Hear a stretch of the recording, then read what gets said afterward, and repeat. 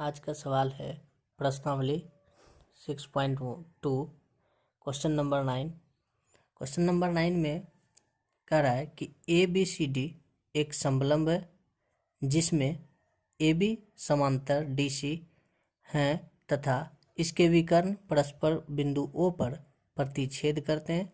दर्शाइए कि AO upon BO is equal to CO upon DO। तो यहाँ पे देखेंगे सबसे पहले कंडीशन में समलंब है, तो यहाँ पे देखेंगे कि दिया क्या गया है।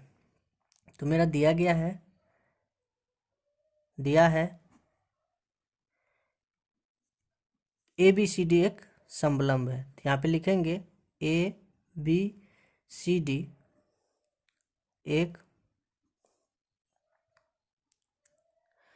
समलंब है जिसमें समलंब है जिसमें क्या बता रहा है कि AB समांतर DC है। तो ये स्थिति दिया गया है। साथ ही कह रहा है कि इसके विकर्ण जो है वो क्या कर रहा है कि एक दूसरे को O बिंदु पर प्रतिच्छेद करते हैं। तो सिद्ध क्या करना है, तो सिद्ध करना हमको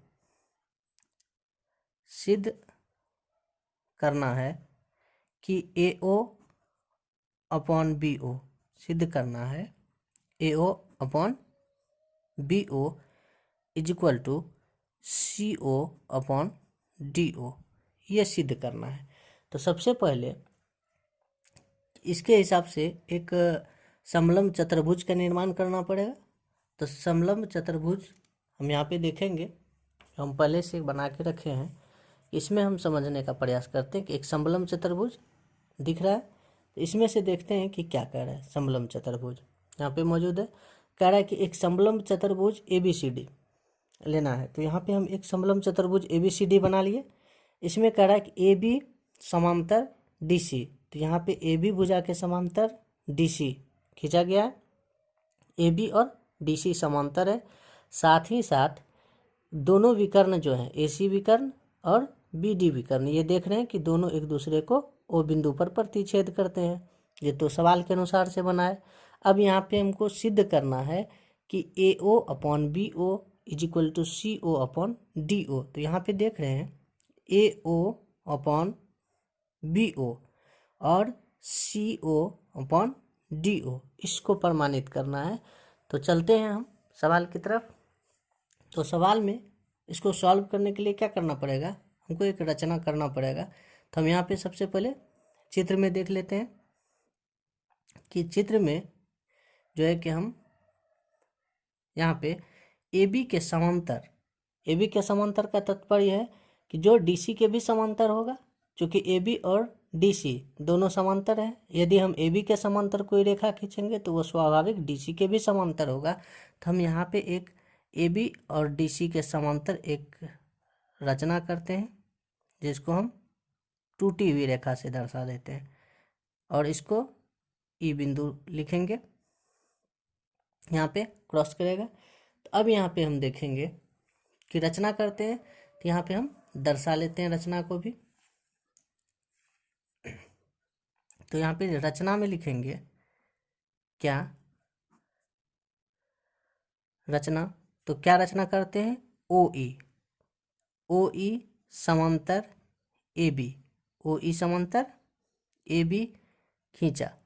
तो OE समांतर AB खींचा, यहाँ पे ये लिखते हैं चूंकि AB और DC समांतर है तो वो DC के भी समांतर होगा। तो अब हम लोग यहाँ पे चित्र को रखते हैं।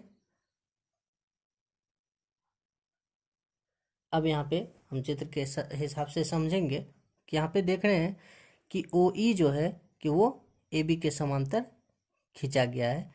तो यहाँ पे सबसे पहले हम चलेंगे उत्पत्ति में देखेंगे कि हम सबसे पहले किस में चलेंगे, ABD में। तो ABD में चलेंगे त्रिभुज ABD में।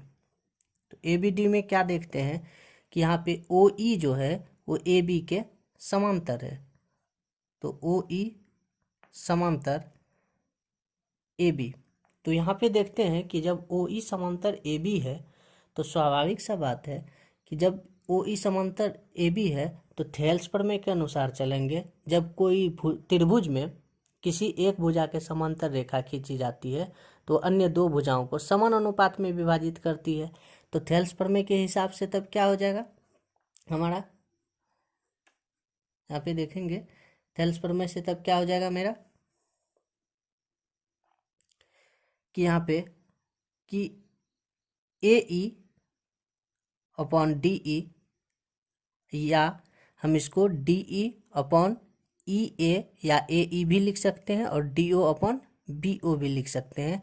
चूँकि हमको सिद्ध करना है A O upon B O is equal to C O upon D O, तो हम कोशिश करेंगे कि उसी क्रम में इसको लें तो ज़्यादा बेहतर रहेगा। चूँकि भुजा का अनुपात किसी भी क्रम में लिखते हैं तो कोई समस्या नहीं है। तो हम यहाँ पे इसको अपोजिट से लिखते हैं, उल्टा लिखते हैं। ए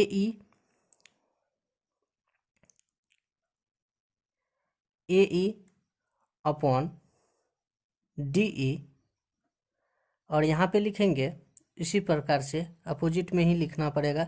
यदि हम यहाँ इस रेखा में नीचे से चल रहे हैं तो इस रेखा में भी हमको कहाँ से, नीचे से ही चलना होगा। तो यहाँ पे देखेंगे तब हमको क्या लिखना पड़ेगा, B O upon D O, B O upon D O, ये लिखना पड़ेगा। ये मेरा हो जाता है किस आधार से, थेल्स प्रमेय से। तो हम यहाँ पे लिख सकते हैं थेल्स प्रमेय से। तो ये मेरा बन जाता है समीकरण फर्स्ट। इसको हम समीकरण फर्स्ट लिख लेते हैं। अब हम आगे चलेंगे कि फिर मेरा क्या कह रहा है।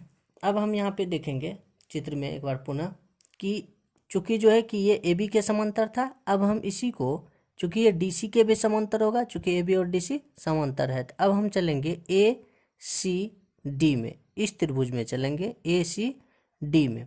तो यहाँ पे हम लिखते हैं त्रिभुज ए सी डी में। तो ए सी डी में क्या देखते हैं कि ओ ई जो है कि किसके समांतर, डी सी के समांतर, ओ ई डी सी के समांतर है। जब ओ ई डी सी के समांतर होगा तब यहाँ पे समझते हैं कि तब क्या हो जाएगा मेरा। अब यहाँ पे समझना होगा चित्र में, चूँकि यहाँ पे ओ ई डी सी के समांतर है, तो यहाँ पे हम देखेंगे, यहाँ पे हम लिखते हैं इसको ए ई अपॉन डी ई, यहाँ पे सीधा कंडीशन में लिखेंगे ए ई अपॉन डी ई और ए ओ अपॉन सी ओ, ये हो जाएगा। तो यहाँ पे हम लिखेंगे A E upon D E is equal to क्या हो जाएगा मेरा, ए ओ अपॉन सी ओ, ये भी किस आधार से, तो थेल्स प्रमेय के आधार से। तो लिखेंगे यहाँ पे थेल्स प्रमेय से। तो ये हो जाएगा मेरा समीकरण सेकेंड, इसको हम समीकरण सेकेंड लिख देते हैं। अब यहाँ पे हम देखते हैं समीकरण फर्स्ट और सेकेंड को, समीकरण फर्स्ट और सेकेंड को। तो समीकरण फर्स्ट मेरा क्या था, A E upon D E is equal to B O upon D O, और दूसरा कंडीशन में A E upon D E is equal to A O upon C O. तो यहाँ पे देखेंगे समीकरण फर्स्ट और समीकरण सेकेंड का यदि तुलना करने पर देखते हैं, क्योंकि ये दोनों तो समान है, इस स्थिति में हम इस दोनों को भी समान स्थिति में लिख सकते हैं। तो यहाँ पे लिखेंगे समीकरण फर्स्ट तथा समीकरण सेकेंड से, समीकरण फर्स्ट तथा समीकरण सेकेंड से, दोनों से देखते हैं।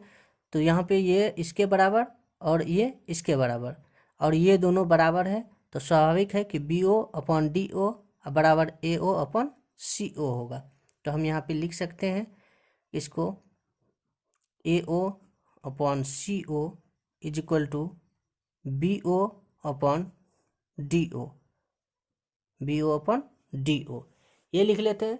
क्योंकि ये दोनों इस तरफ का राइट हैंड का जो है कि क्या होगा, बराबर हो जाएगा, क्योंकि लेफ्ट हैंड इक्वल है दोनों का। ये तो मेरा हो गया। अब यहाँ पे चूंकि हम देखेंगे एक बार कि हमको सिद्ध क्या करना था, तो सिद्ध करना था AO upon BO is equal to CO upon DO। अब हम इसको थोड़ा रफ में समझ लेते हैं कि हम इसको लिख सकते हैं इस प्रकार से। तो कैसे लिखेंगे, तो इसके प्रोसेस को समझते हैं पहले रफ में। AO अपॉन CO है इज इक्वल टू क्या है, BO अपॉन DO है। अब यहाँ पे देखेंगे यदि हम क्रॉस मल्टीप्लिकेशन कर दें तो क्या हो जाएगा मेरा, AO मल्टीप्लाई करेंगे DO के साथ, गुना हो जाएगा क्रॉस में, और फिर यहाँ भी गुना करेंगे क्रॉस में, तो क्या हो जाएगा मेरा BO गुना क्या हो जाएगा CO, ये निकल के आएगा। तो अब यहाँ पे देखेंगे ये गुना के रूप में है, ये BO गुना के रूप में है, तो इधर आके भाग के रूप में हो जाएगा। तो क्या हो जाएगा मेरा AO अपॉन BO हो जाएगा इज इक्वल टू, इधर पहले से मौजूद है CO, तो ये गुना से भाग के रूप में इधर आएगा, तो ये हो जाएगा मेरा DO। तो कोई दिक्कत वाली बात नहीं, हम इसको डायरेक्ट करके यहाँ पे लिख सकते हैं, या AO upon BO is equal to क्या हो जाएगा CO अपॉन DO। तो सिद्ध भी हमको यही करना था, यहाँ पे देख लेते हैं कि सिद्ध भी करना था AO upon BO is equal to CO upon DO। तो ये हो गया मेरा प्रमाणित, ये हो गया प्रमाणित। तो यही हमको सिद्ध करना था। तो वीडियो यदि अच्छा लगे तो लाइक कीजिए, शेयर कीजिए, और चैनल पे नए हैं तो सब्सक्राइब कीजिए। तब तक के लिए जय हिंद।